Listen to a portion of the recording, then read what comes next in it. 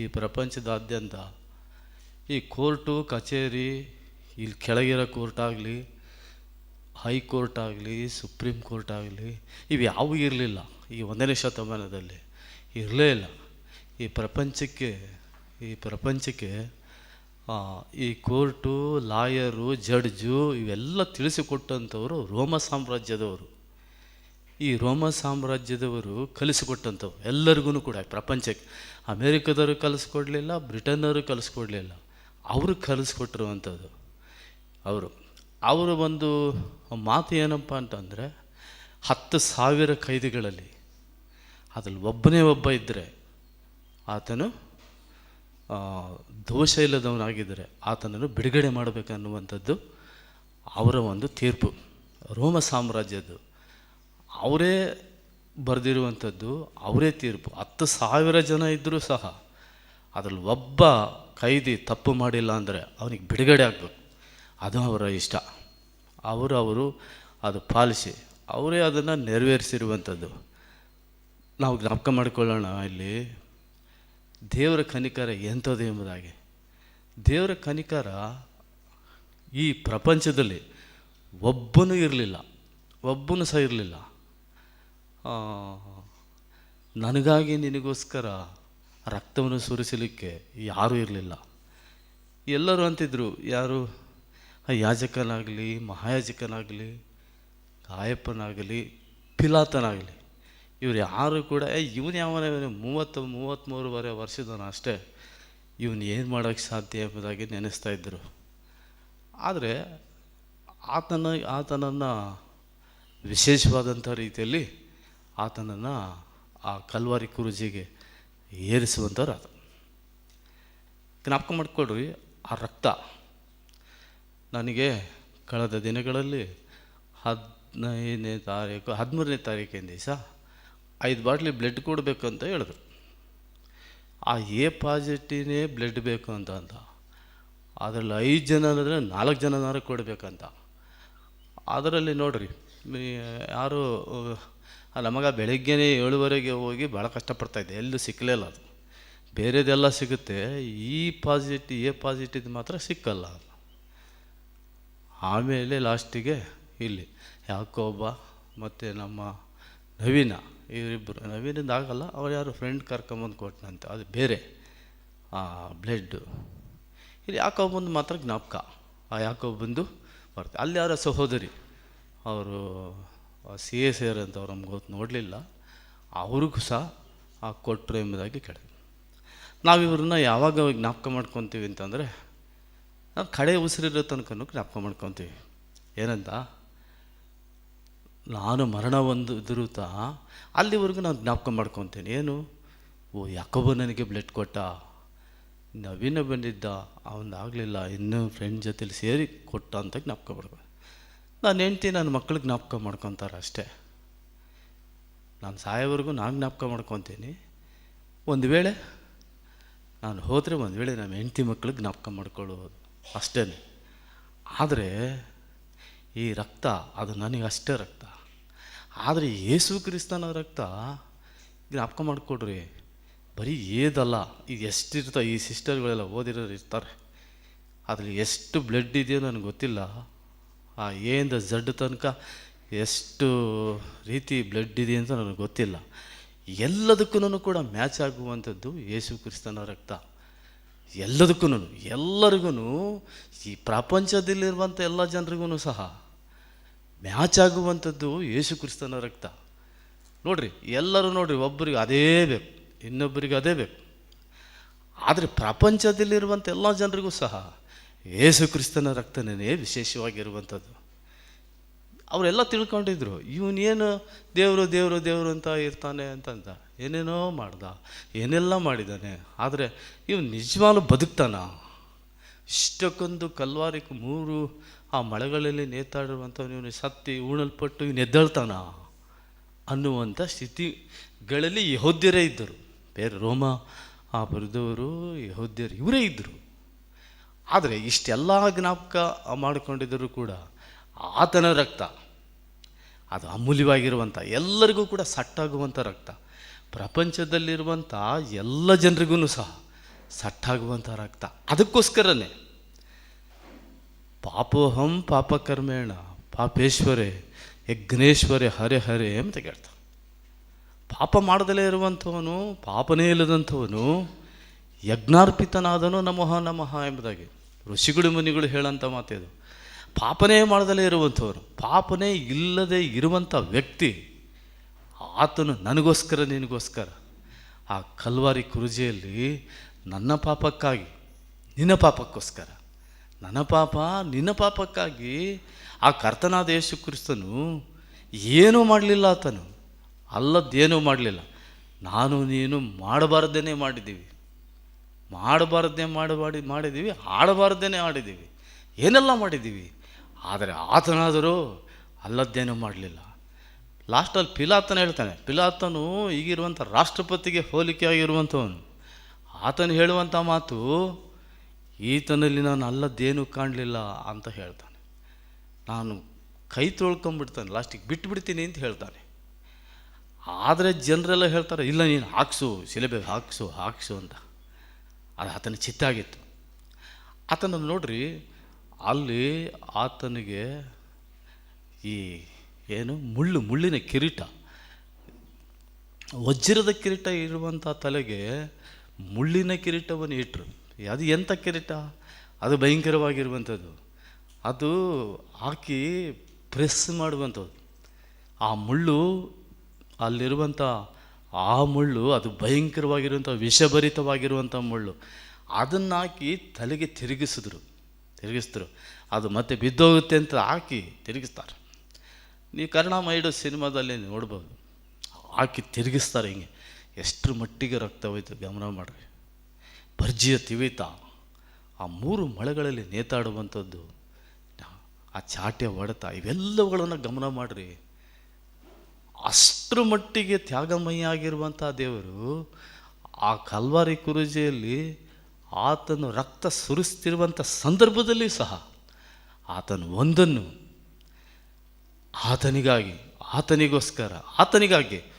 ಒಂದನ್ನು ಕೂಡ ಹೇಳಲಿಲ್ಲ.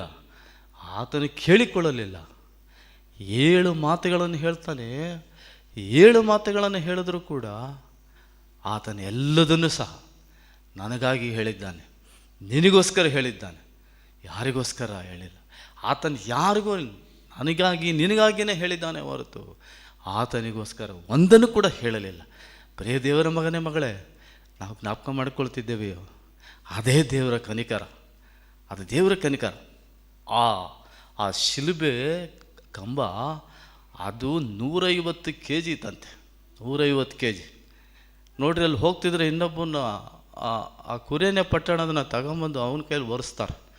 ಅವನು ಸ್ವಲ್ಪ ದೂರನೇ ಹೊರಕ್ಕಾಗೋದು ಅಷ್ಟೇ. ಆತನು ಹೊತ್ಕೊಳ್ಳಲಿಲ್ಲ. ಯೇಸು ಕ್ರಿಸ್ತನು ಆ ವಯಸ್ಸಿನಲ್ಲೇ ಅಷ್ಟರ ಮಟ್ಟಿಗಿರುವಂಥ ಆ ಶಿಲುಬೆಯ ಮರವನ್ನು ಹೊರುವಂತನಾಗಿದ್ದಾನೆ. 150 kg ಭಾರ ಇರುವಂಥ ಆ ಶಿಲುಬೆಯ ಮರ ಆತನು ಹೊತ್ತು ವಿಶೇಷವಾದಂಥ ರೀತಿಯಲ್ಲಿ ತೆಗೆದುಕೊಂಡು ಹೋಗುವಂತನಾಗಿದೆ. ಇದೆಲ್ಲದನ್ನು ಕೂಡ ನನಗಾಗಿ ನಿನಗಾಗಿ ಮಾಡಿದ್ದಾನೆ. ಪ್ರಿಯ ದೇವರ ಮಕ್ಕಳು, ಇದೇ ದೇವರ ಕನಿಕರ.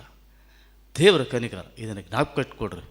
ಆ ದೇವರ ಕನಿಕರ ಈ ಪ್ರಪಂಚದಲ್ಲಿ ಯಾರೂ ಮಾಡಲಿಲ್ಲ, ಆತನೊಬ್ಬನೇ ಮಾಡಿದ್ದಾನೆ. ಆತ ನಿನಗೋಸ್ಕರ ನನಗೋಸ್ಕರ ಮಾಡಿದ್ದಾನೆ. ಒಂದು ಮಾತು ಹೇಳಿದ್ವಿ, ಇನ್ನೊಂದು ಮಾತನ್ನು ಗಮನ ಮಾಡೋಣ.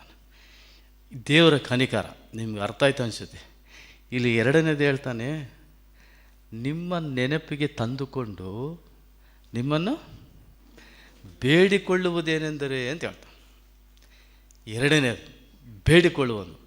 ದೇವರು ಎಂಥವನು ಎಂಬುದಾಗಿ ನಾವು ನೋಡಿದ್ದೀವಿ, ಆದರೆ ಆ ಕನಿಕರ ಎಂಥದ್ದು ಎಂಬುದಾಗಿ. ಆದರೆ ಬೇಡಿಕೊಳ್ಳುವಂಥದ್ದು ಅಂತಂದರೆ ಏನು? ಬೇಡದಂದರೆ ಏನು?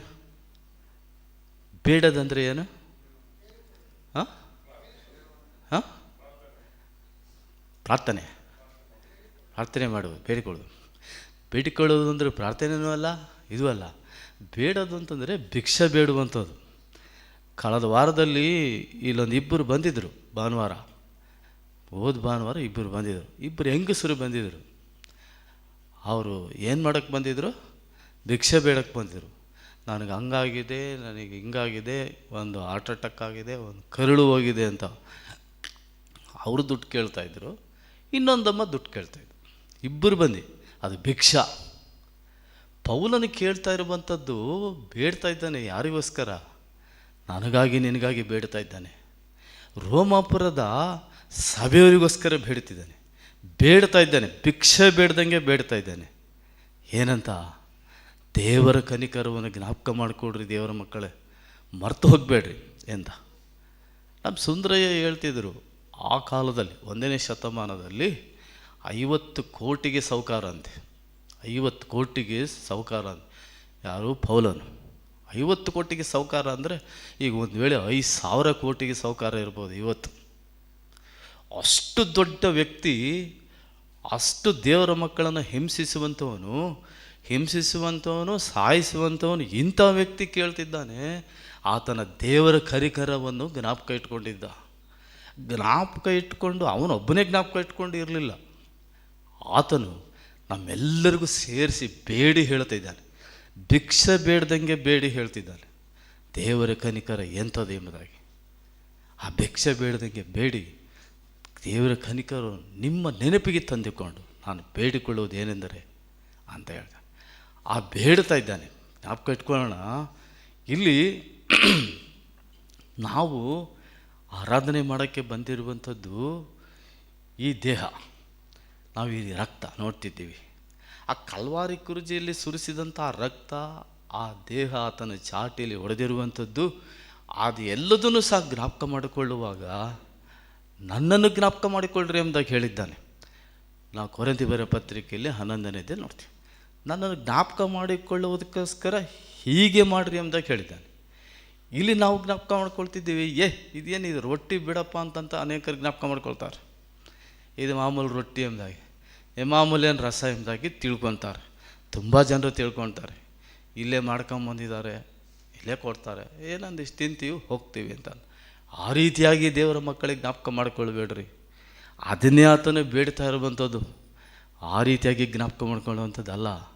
ಕ್ರಿಸ್ತನ ಬರುವವರೆಗೂ ಜ್ಞಾಪಕ ಮಾಡಿಕೊಳ್ರಿ ಎಂಬುದಾಗಿ ಹೇಳಿದ್ದಾನೆ. ಕ್ರಿಸ್ತನ ಬರೋಣದವರೆಗೂ ಇದನ್ನು ಜ್ಞಾಪಕ ಮಾಡಿಕೊಳ್ಳಬೇಕೆಂಬುದಾಗಿ.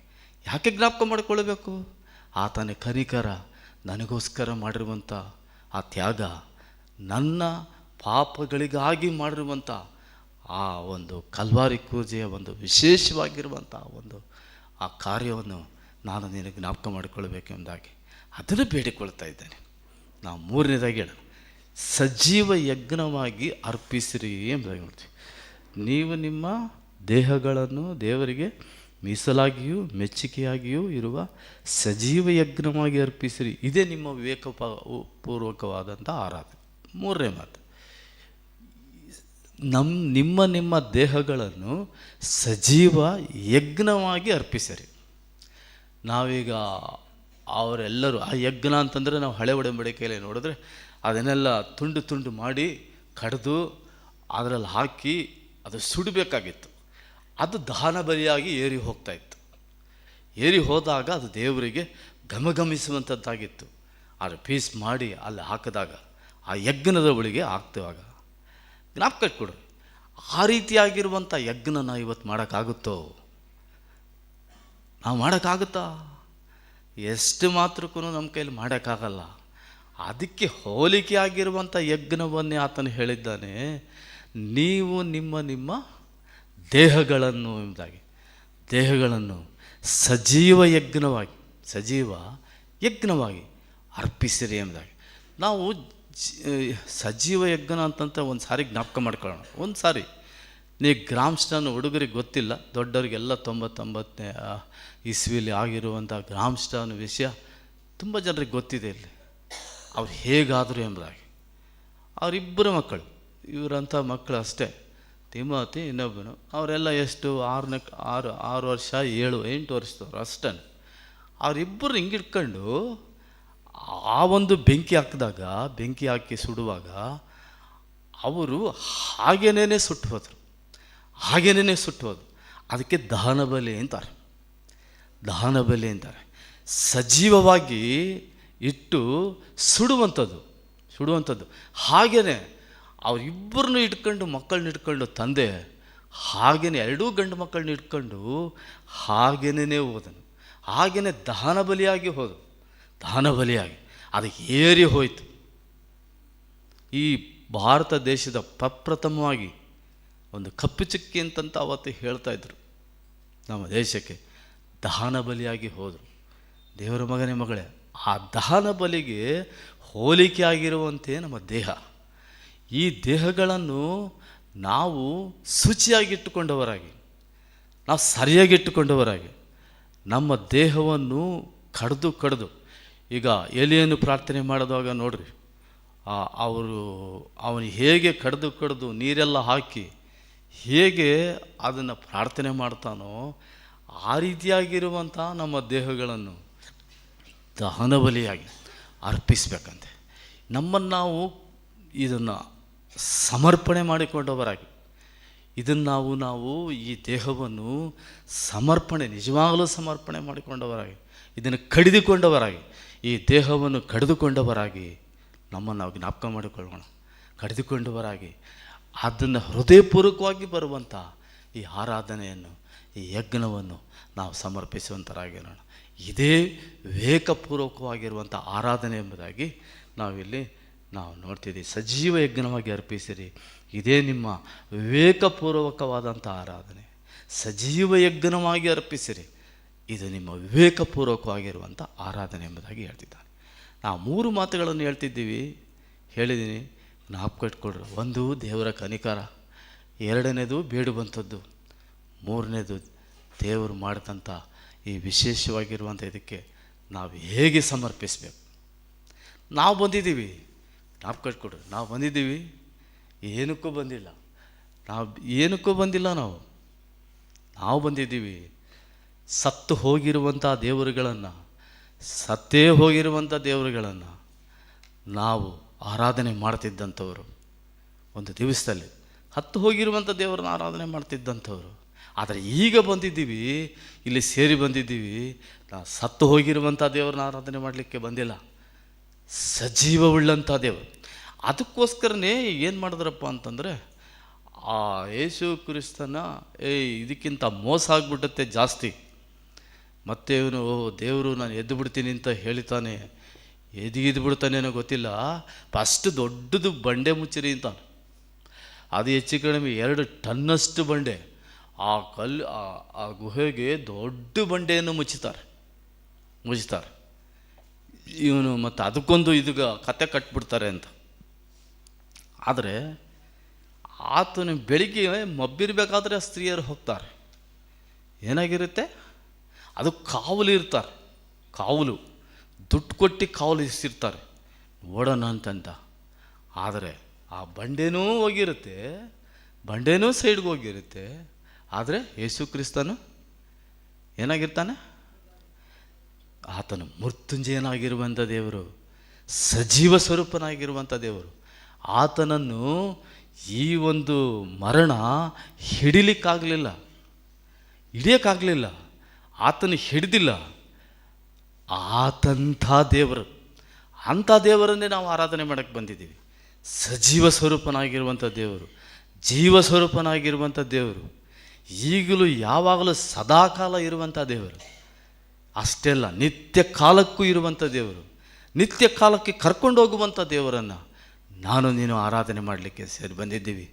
ನಿಜವಾಗಲೂ ದೇವರ ಮಕ್ಕಳೇ, ನಮ್ಮನ್ನು ಜ್ಞಾಪಕ ಮಾಡಿಕೊಂಡು ನಾವು ನಮ್ಮನ್ನು ಪರೀಕ್ಷೆ ಮಾಡಿಕೊಂಡವರಾಗಿ ಈ ದೇಹದಲ್ಲಿ ಕೈ ಹಾಕಲಿಕ್ಕಾಗುವಂತೆ, ಈ ಆರಾಧನೆಯಲ್ಲಿ ಪಾಲುಗಾರಾಗಲಿಕ್ಕಾಗುವಂತೆ ನಮ್ಮನ್ನು ಪರೀಕ್ಷೆ ಮಾಡಿಕೊಂಡವರಾಗಿ, ಹೃದಯಪೂರ್ವಕವಾಗಿರುವಂಥ ಈ ಆರಾಧನೆ ಆತನಿಗೆ ಕೊಟ್ಟವರಾಗಿ ನಾವು ಈ 3 ಮಾತುಗಳನ್ನು ಜ್ಞಾಪಕ ಇಟ್ಟುಕೊಂಡು ಆತನ ಆರಾಧಿಸುವಂತೆ, ಆತನ ಸ್ತುತಿಸುವಂತೆ ದೇವರು ತಾನೇ ನಮಗೆ ಸಹಾಯ ಮಾಡಿ ನಡೆಸಲಿ. ದೇವರು ವಾಕ್ಯ